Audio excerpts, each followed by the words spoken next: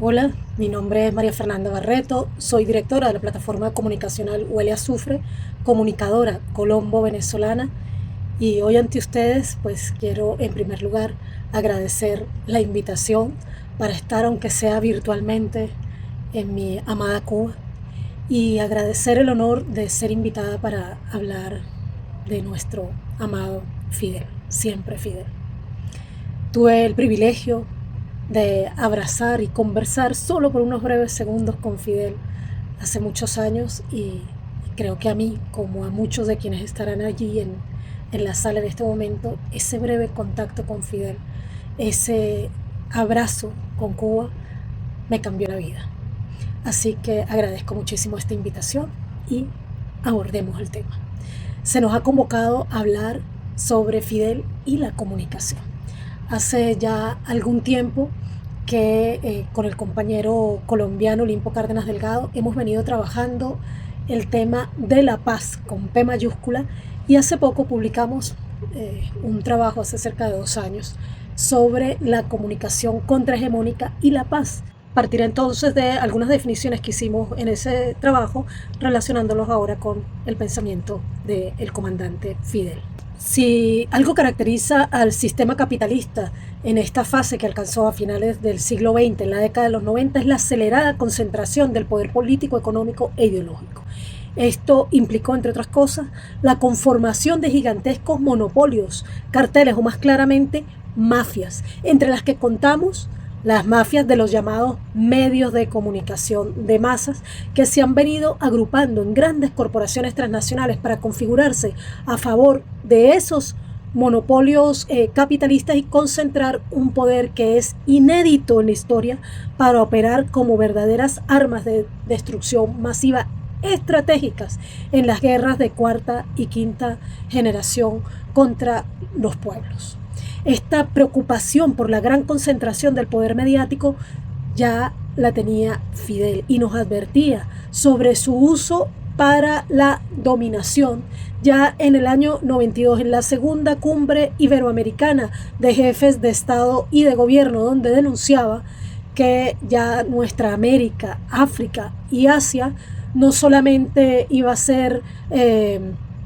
aplastada, ignorada y dominada por el poder económico y cultural, sino también por armas más sofisticadas, por el monopolio de las tecnologías avanzadas, el control absoluto de la economía mundial y el dominio total de los medios de comunicación masiva.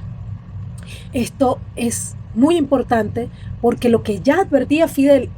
al principio de la década de los 90 se ha profundizado ahora enormemente cuando estas grandes tecnologías además presumen de una democratización de la comunicación que en realidad es una difusión de sus armas de guerra, de sus herramientas de propaganda imperialista que a estas alturas del siglo XXI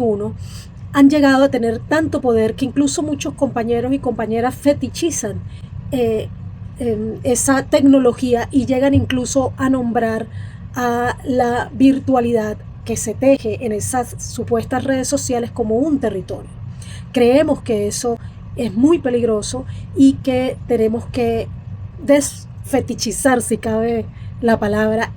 la virtualidad, desfetichizar esas tecnologías y volver a tomar la comunicación real, la que es dialógica, como diría el presidente Nicolás Maduro, desde los medios, sí, también desde las redes, desde las calles, desde las paredes e incluso desde Radio Bemba, desde el boca en boca,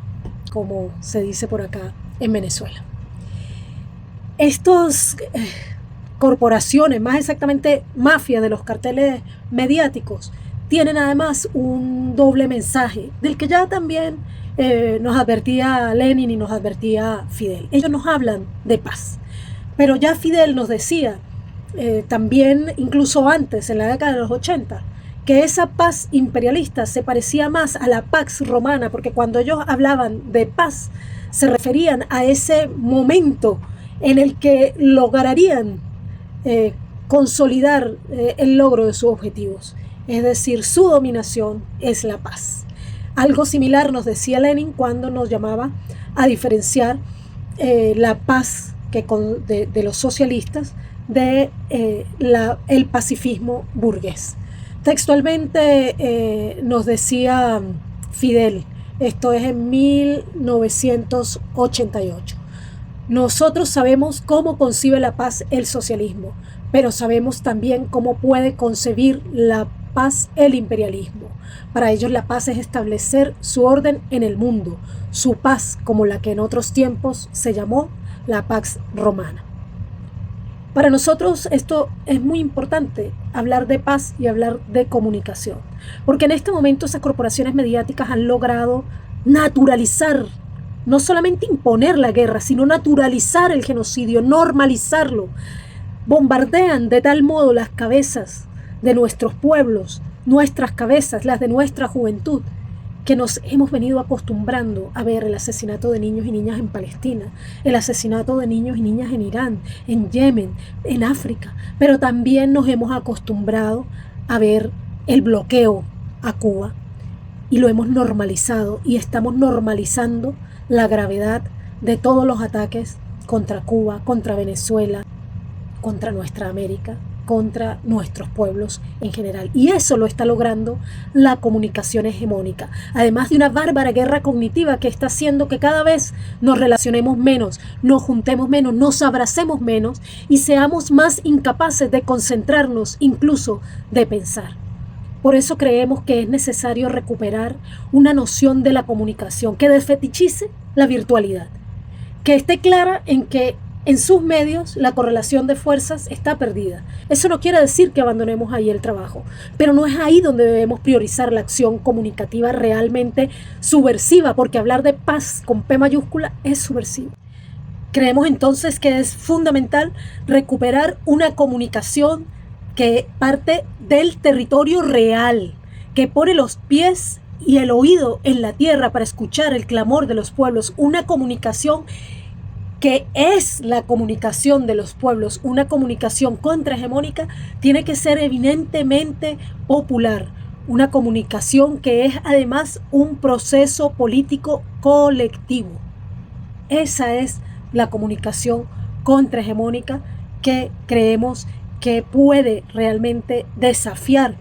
a la comunicación hegemónica y ayudar a nuestros pueblos, ayudarnos a nosotros y a nosotras a construir la paz. La paz, para nosotros y nosotras, es una construcción histórica para la que es fundamental recuperar el derecho que tienen los pueblos a contar, a narrar, a relatar, a analizar críticamente sus vivencias y recuperar su voz y su memoria histórica. Solamente desarrollando una comunicación contrahegemónica, verdaderamente popular, es que podremos gestar una nueva historia, esa nueva historia por la que luchó Fidel, esa mochila que nos dejaron Fidel y Chávez, que es la lucha de nuestros pueblos por nuestro sagrado derecho a vivir en paz. Un fuerte abrazo del corazón para mis hermanos y hermanas que hoy tienen el privilegio de estar en mi amada Cuba, desde aquí, desde Caracas, Venezuela, recordando siempre a Fidel y con él a los compañeros que entregaron su vida aquí en Caracas el 3 de enero del 2026. Por ellos y por ellas, por todos y todas los que han muerto luchando por nuestros pueblos, decimos siempre que nuestra comunicación no es un arma de guerra. Nuestra comunicación es una herramienta popular para construir la paz.